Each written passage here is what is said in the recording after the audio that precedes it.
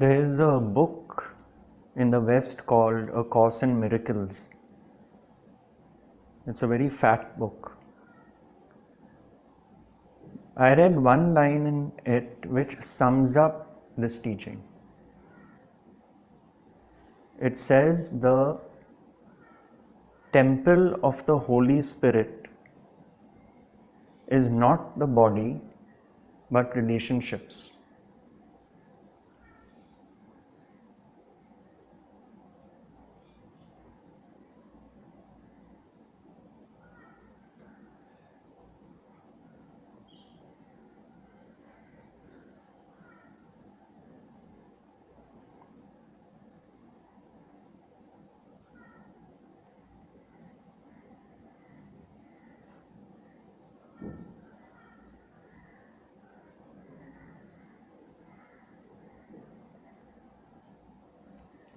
And in an advanced course I had done many years ago, studied rather, of following a Buddhist practice, it says the body is the temple of the living God.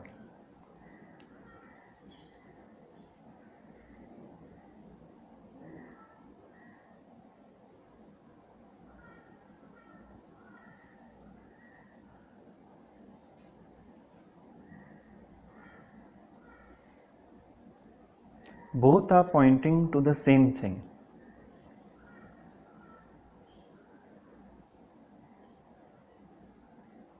Which is consciousness.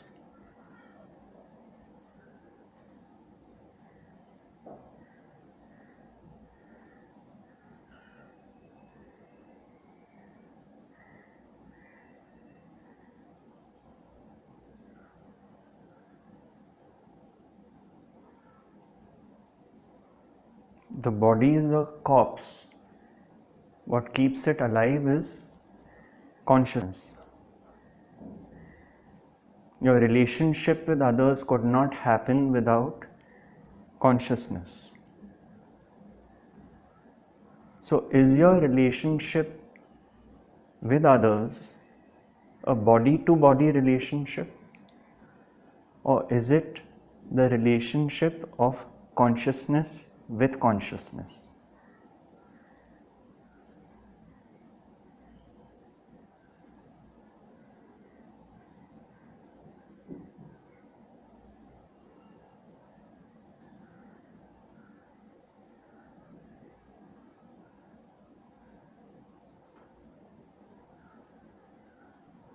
As simple as that.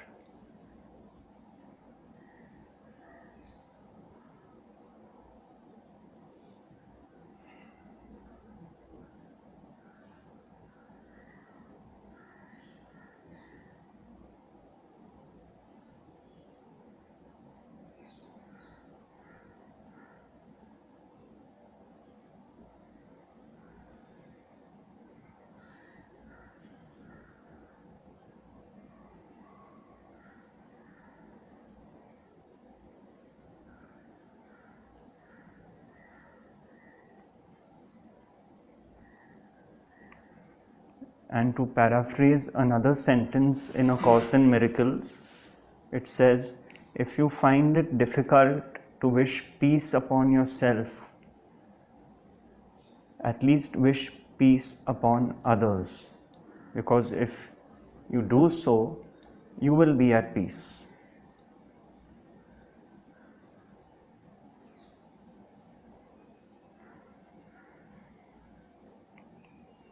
Because the peace is arising in your own consciousness.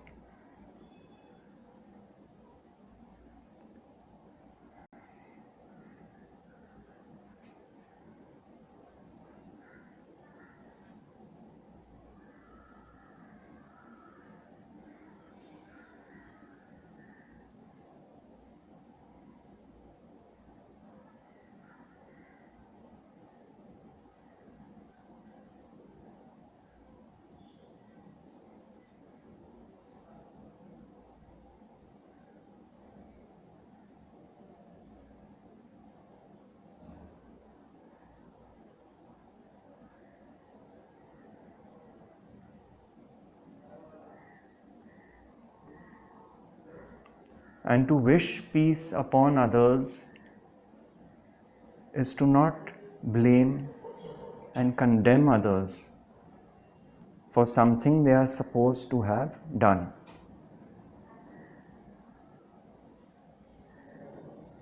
No hatred, malice, ill will, spite, jealousy for something they are supposed to have done. Is to wish peace upon them.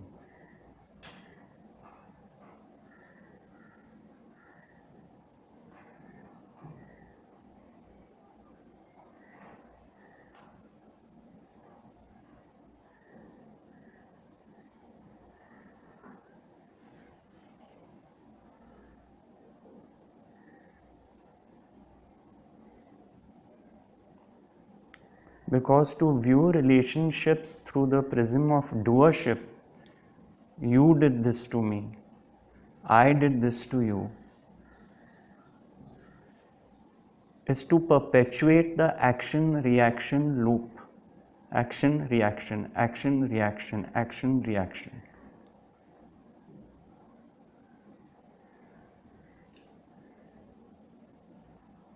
What is being incarnated each and every moment is action, reaction, action, reaction.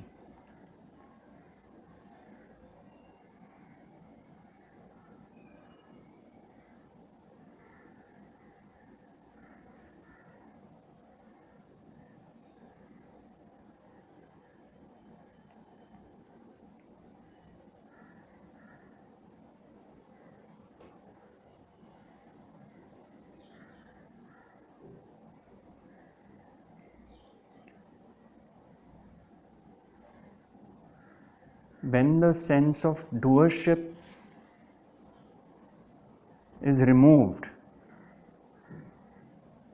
this play starts dissolving.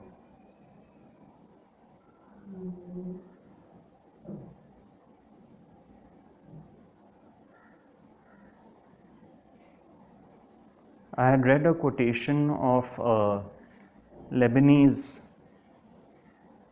I think she's Lebanese Canadian, she's a poet. It said, "The mountains you are carrying, you are only supposed to climb.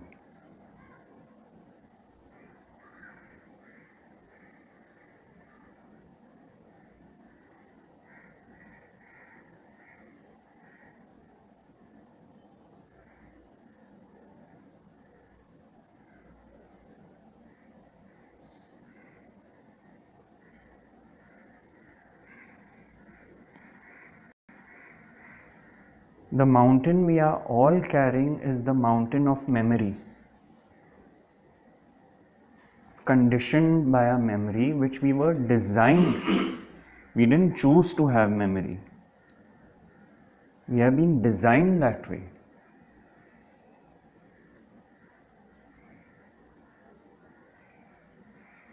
All our unpleasant experiences since childhood, traumatic experiences, as well as the pleasant ones, is the burden of memory.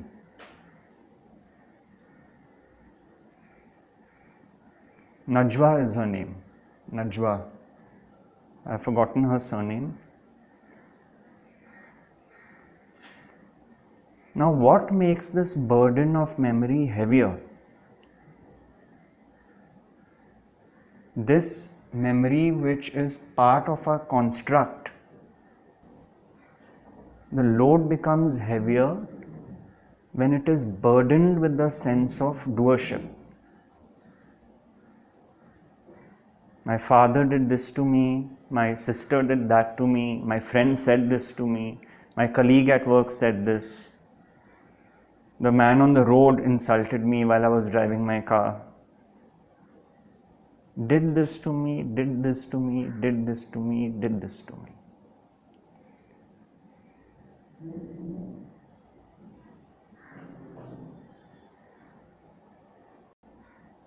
The cartwheels of doership.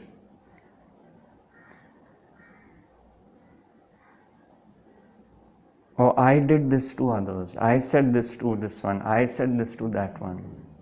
I should not have. If I had not done that, that would not have happened. If I had done this, this would have happened.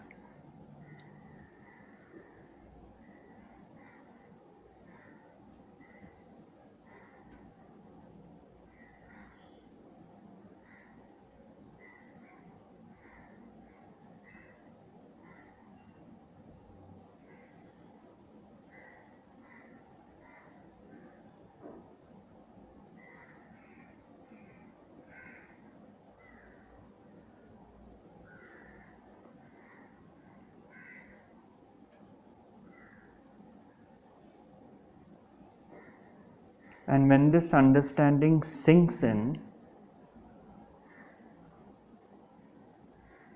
cracks start appearing in the hardened walls of conditioning.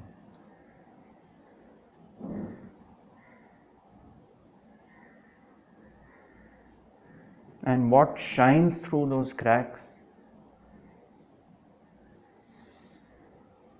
is the light of consciousness.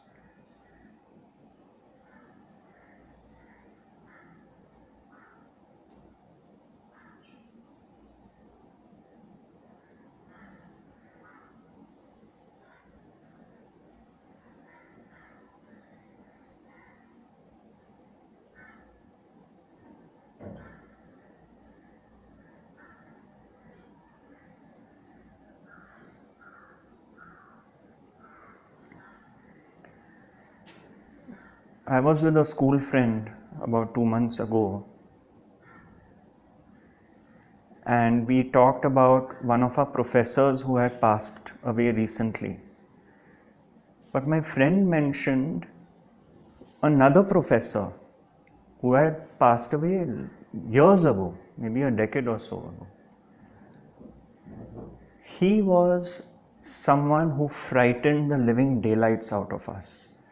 I mean, we would all, I think most of us would be quite fearful when his subject was coming.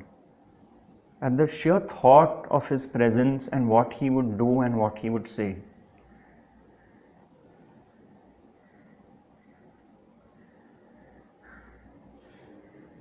The opposite of what a teacher should be in that sense. And the next instant, my friend let out a flurry of abuses towards this professor who's gone 10-15 years ago. There was, you see, the memory of what he did was so strong. It just burst forth. It was natural also for my friend to just come out with this like a volcano, heaping insults upon him.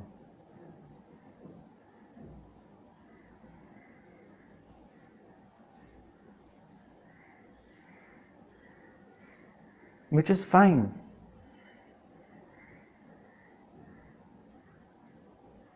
But when it is seen through the prism of non-doership, you may still not like the event which happened.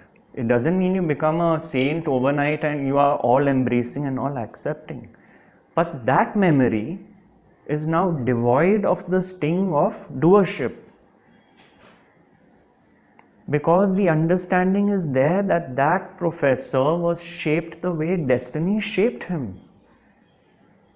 What his conditioning was, what his life experiences were, what his relationships were. So the sting of doership gets removed from the equation. And you may still spontaneously burst out with anger, but there is an immediate cutting off because it is anger in the moment. So there is no involvement in the anger.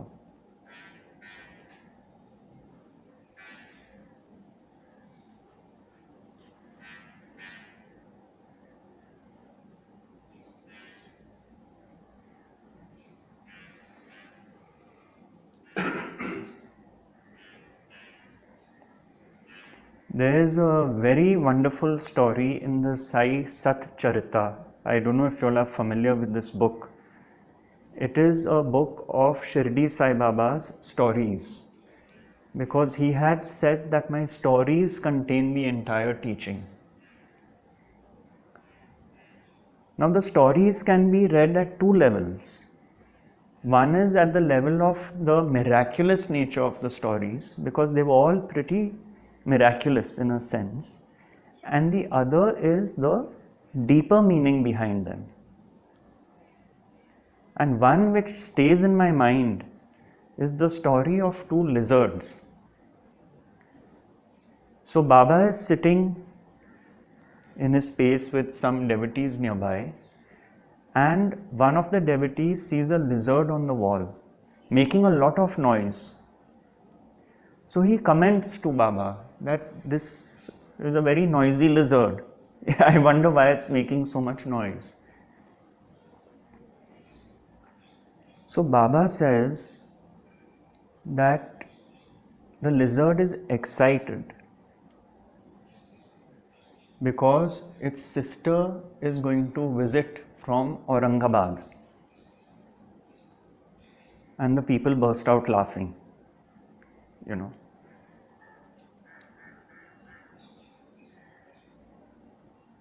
And after 10-15 minutes, a man in a cart comes, stops the cart in front of their place, very tired, and he requests for water. I may not have the details accurate, you can read it. So what he does is, he has a load of gram flowers in sacks, and he picks one up, puts it down, gets off the cart, and at that instance, a lizard escapes from the sack, climbs up the post on which the other lizard is, and they both start mingling and playing with each other. And so the Baba asks the man, "Where have you come from?" And he says, "Aurangabad."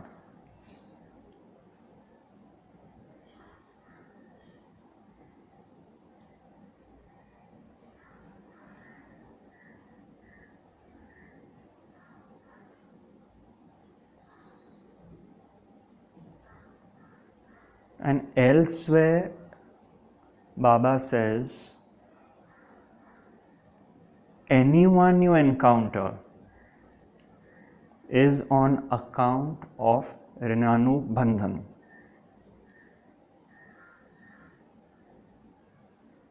Friend or foe,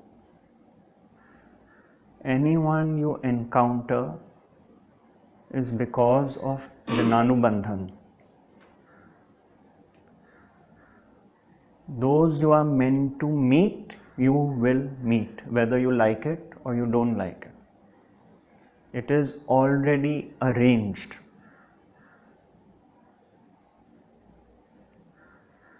The universe had to conspire for that lizard to come on that cart and come out at that instant from the sack to meet the other lizard.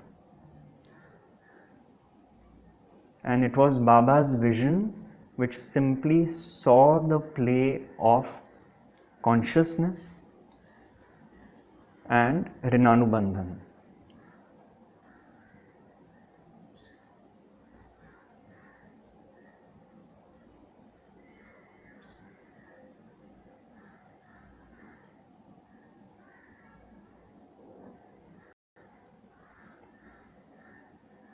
And to be mired in doership is to be locked into the Rina, the bondage, bandhan, the debt of bondage.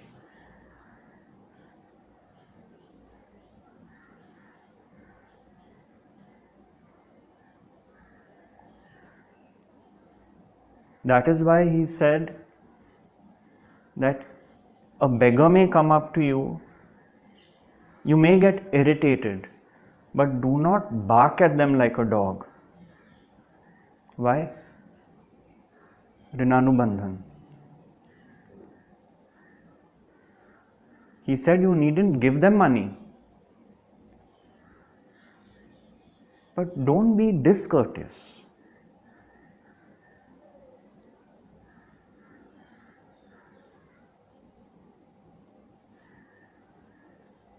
These are two lizards who got along. There are so many sibling relationships where the siblings are at war with each other. They hate each other.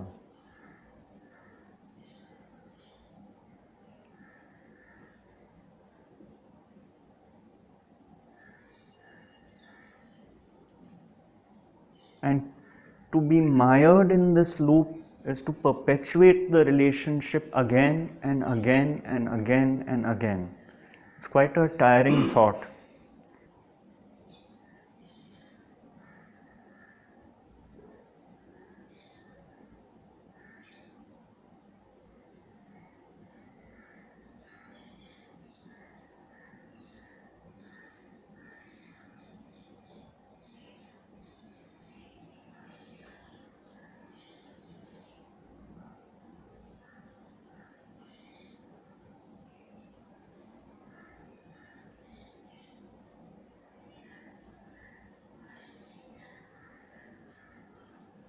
So look at all the relationships which trouble you and reflect upon them.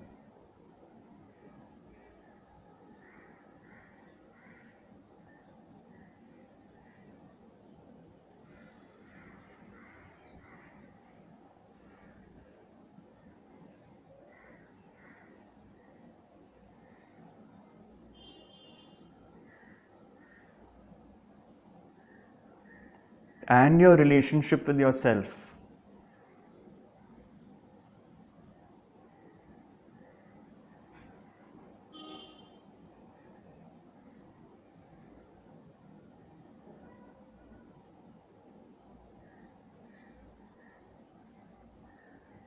Stories like these have such deep meaning.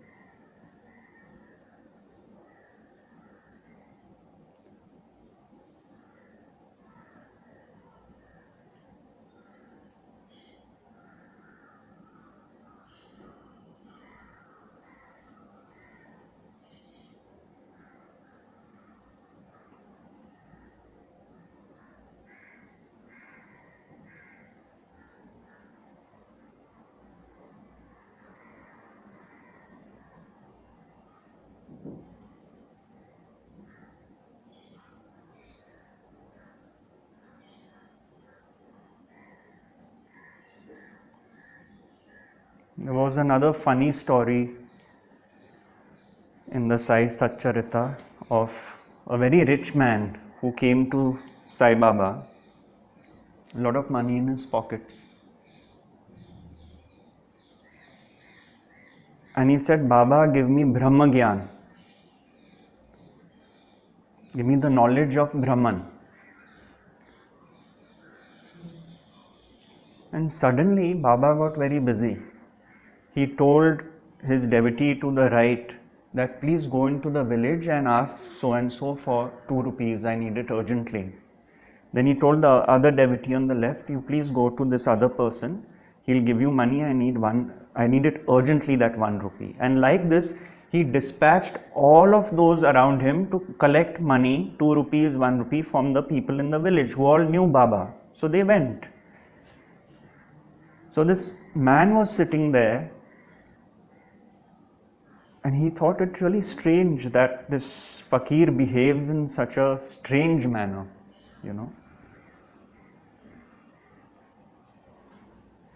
And he told Baba Baba, give me Brahma Gyan.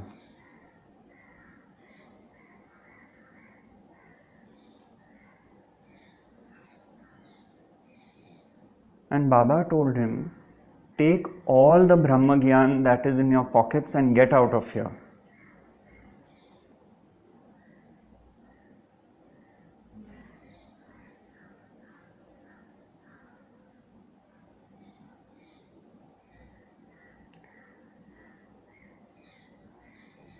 Now at a basic level you'd say, oh Baba, what vision he had. He knew this man carried money in his pockets. But what is the deeper story? The deeper meaning? Which Baba is pointing to. That being in an environment where someone is asking for money, knowing fully well you are loaded, you don't part with your money.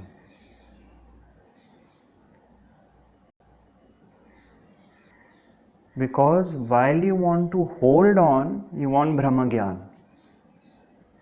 And who is it that holds on? It is the me. This is mine. I will not give this away. Me and mine. And the very lesson which was playing out in front of him, the Leela, was on this very issue.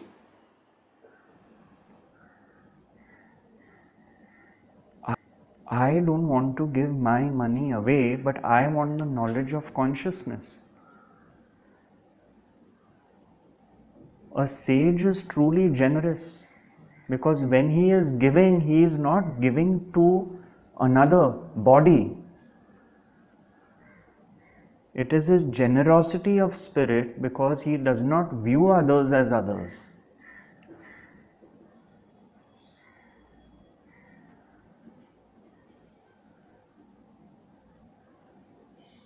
And so when you are less identified with your so-called possessions, which are not yours in the first place, when you are less identified with them,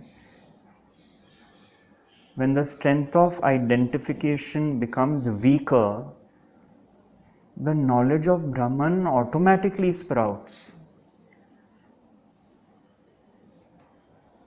Because the sense of separation starts dissolving.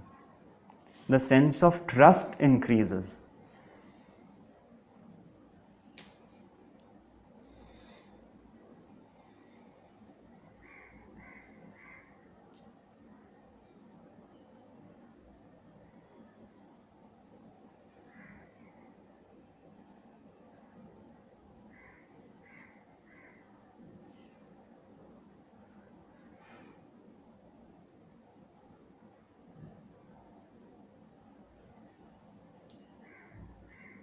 Yet the understanding is that the miser did not choose to be a miser.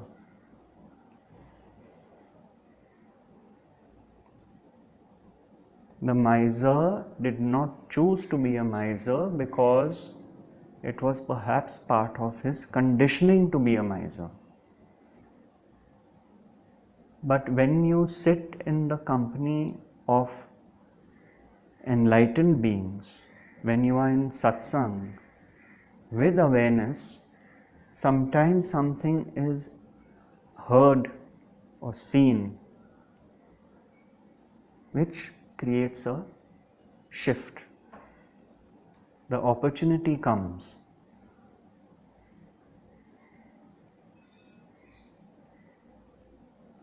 Which was missed in this instant.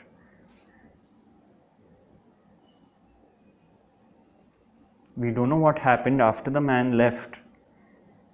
Maybe he reflected on what had happened. But the opportunity does come.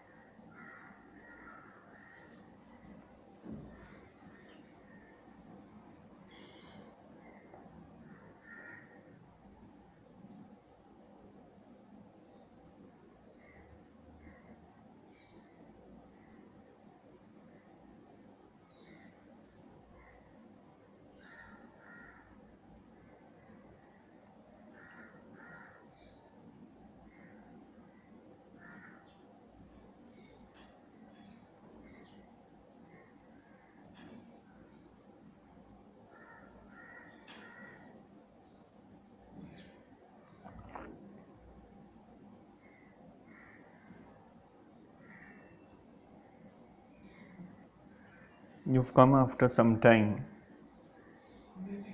I must skip 1 or 2.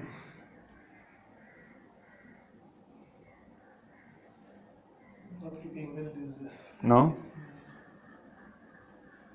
Back pain. Driving is difficult. Hmm.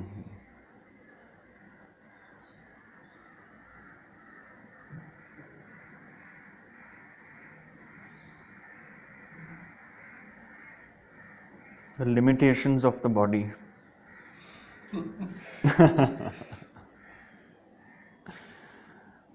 Have you come before here? No, it's my first. Okay. Where are you from? Naveen. Okay. What's your name? Aditya. Mahadev. So we have a Mahadev in our midst.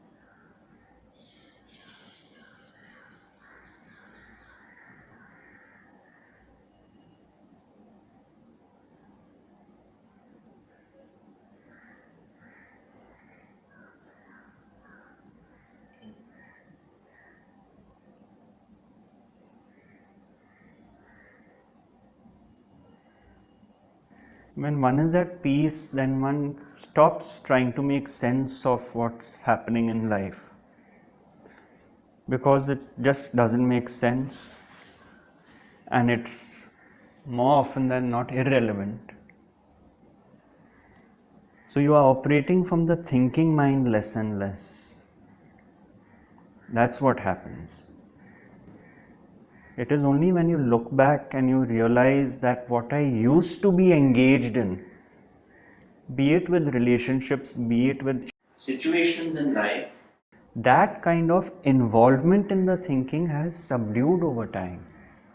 Because their thinking is not going out in that direction anymore. Then you realize the difference in retrospect.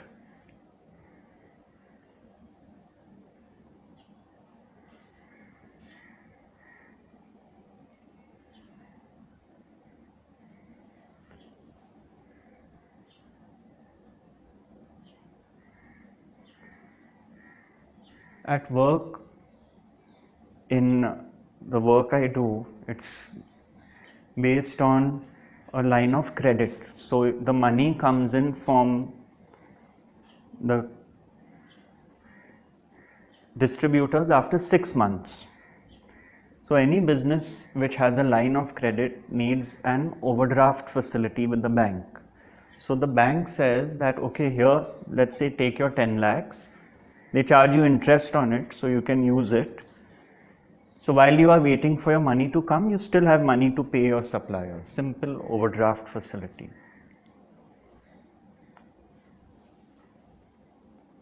So when I started work, which was at the age of about 21 or 22, we had required a new overdraft facility of say 10 lakhs.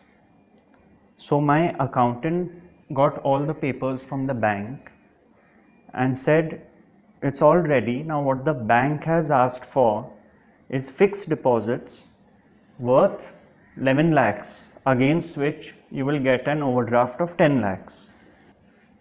So I said, but if we had the 11 lakhs, why would I need the overdraft of 10 lakhs? So it's not making sense to me.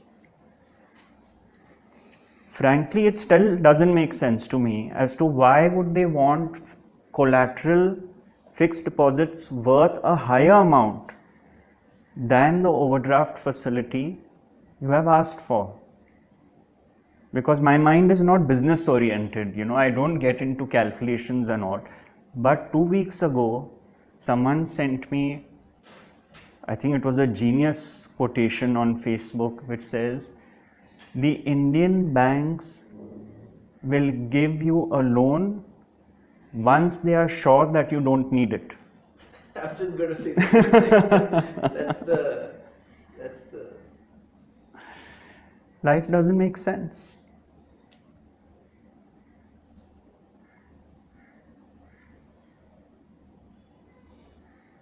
An Indian who is supposed to take loan is sure that he can't repay.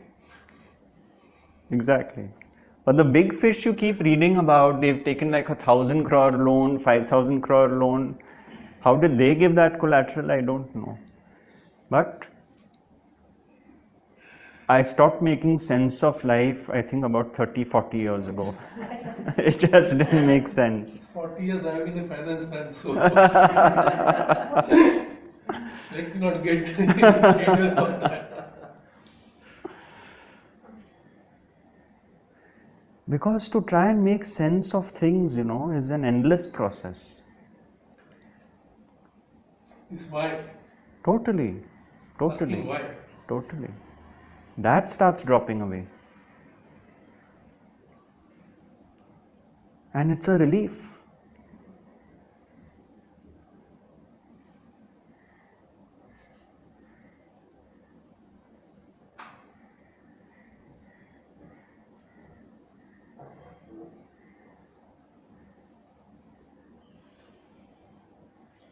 And when my spiritual teacher was asked, why did God do this? Why did God do that? He said, all right, would you think you're created by God? And invariably the answer was yes, we are God's creation. And then he would say that, can a painting ever know why its painter painted it?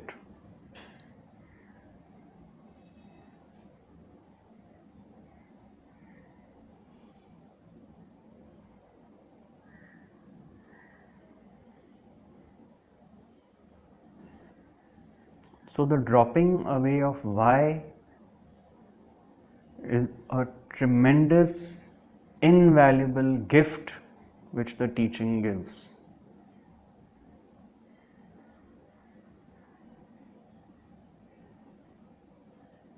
Then one knows that the teaching has truly impacted one.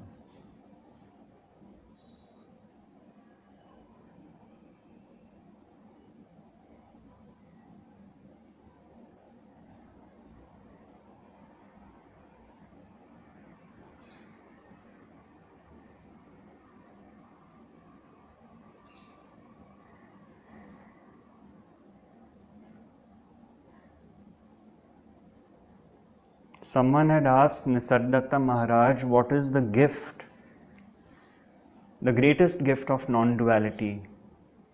Is it the supreme state of bliss? And his reply was, no, it is more in the nature of a great peace.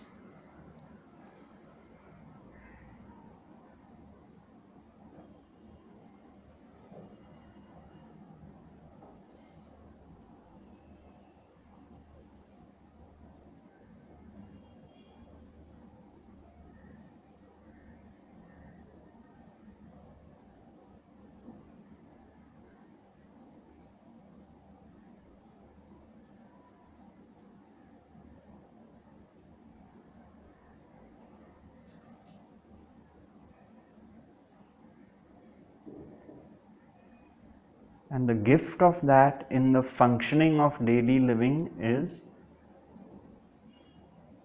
witnessing. You are more and more a witness to what is happening.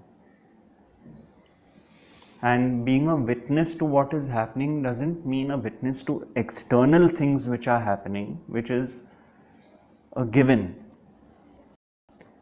It is a witness to whatever is happening within as well. Your own thoughts, your own feelings, your own emotions are witnessed as arising, not as mine, not as me and mine. Because the witness is not a personal witness.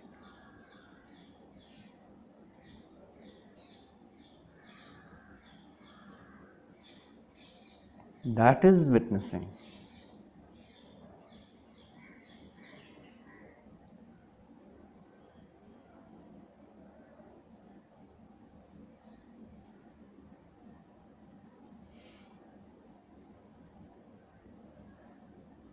And that is actually living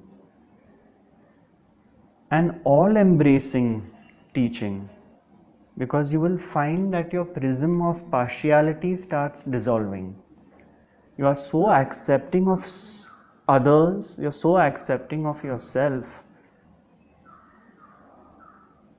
You no longer have a list of favorites. You no longer have a long list of the people you like, the people you dislike. There's a sense of neutrality which starts stepping in.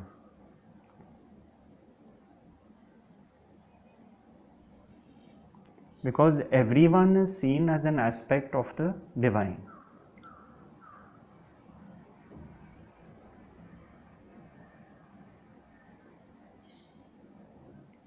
You may become as warm with a stranger you have just met as with a friend you've known for years, and the friend you've known for years may not like it.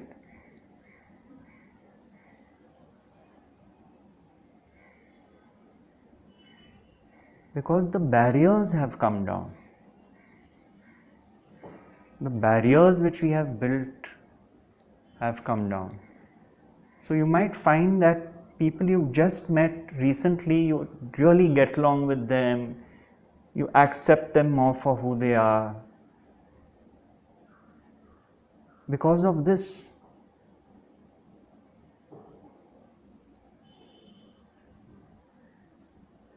Because the doors of the cage are now open.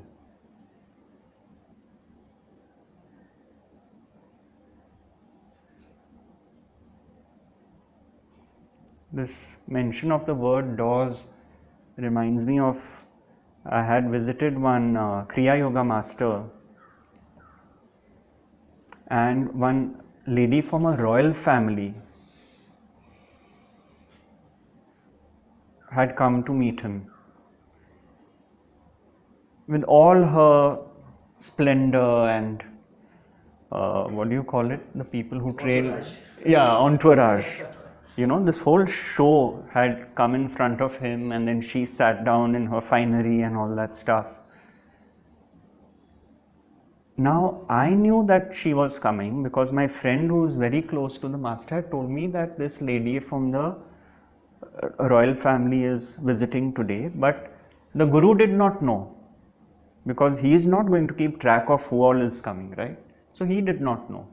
So she said, I just got a phone call, and I said, yes, he is here, so I've told them to come. So they came. So they had a bit of a conversation which I think didn't really penetrate or go anywhere, because this whole thing was going on around her, you know. And when it was time to leave, he passed a one-line statement, not to her, just generally to the satsang, saying, what can I do if sometimes the palace doors are closed?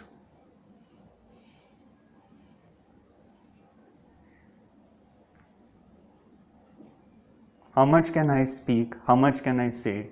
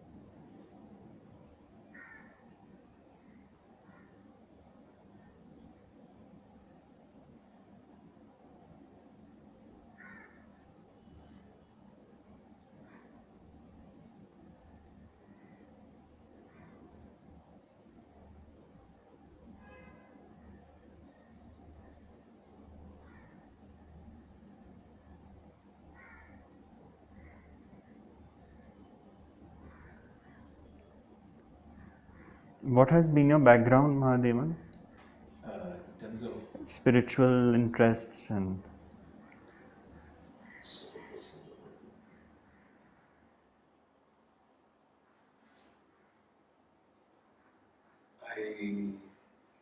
I've been reading, like it's in the last 4 years or so. Been reading up on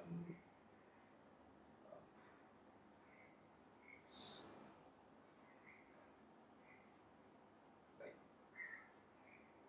some of the Upanishads. Then I spent some time at Rishikesh. There is this Shivananda ashram. They do a course, they do a 2-month course on Yoga Vedanta. So I spent like a couple of months there. And then, so basically, then there's been a lot of listening of talks, and so I've been following your talks for about a year or so on YouTube.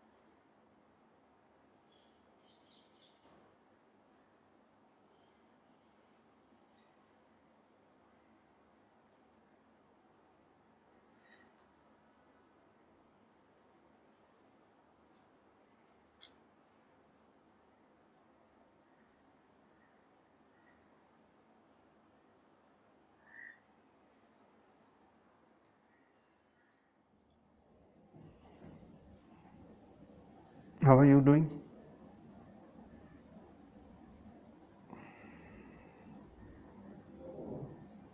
Or I should say, how are you not doing?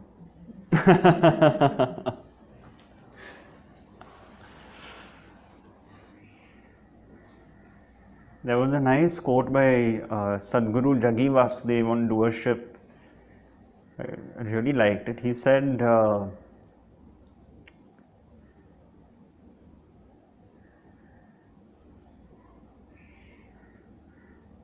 to have fear, you have to imagine something.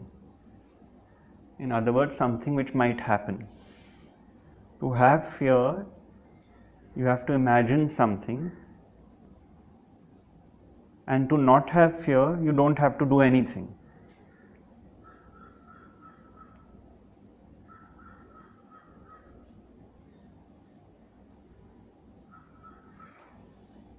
Because projection into the past or the future is also a very subtle form of doership. My past and my future.